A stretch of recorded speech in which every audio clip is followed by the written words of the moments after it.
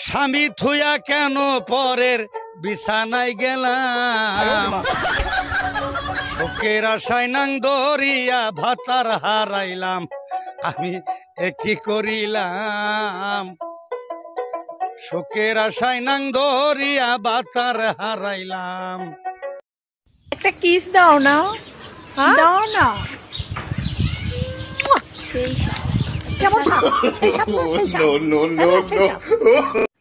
মাল খাইছি নদীর ধারে বসে থেকে, খেয়েটে এখন আমি আর উঠে যাইতে পারতাছি না। আমার তো কোনো বান্ধবী নাই যে আমারে হাতটা ধরে নিয়ে যাইব, কি আমারে হাতটা ধরবো, ধরার মতো কেউ নাই ভাইয়া। মামারে স্টিক খাইলাম, ডিস্ট্রিক্ট চালালাম, কিন্তু একটা দুর্ভাগ্য মামা, উঠতে তো পারি না রে ভাই।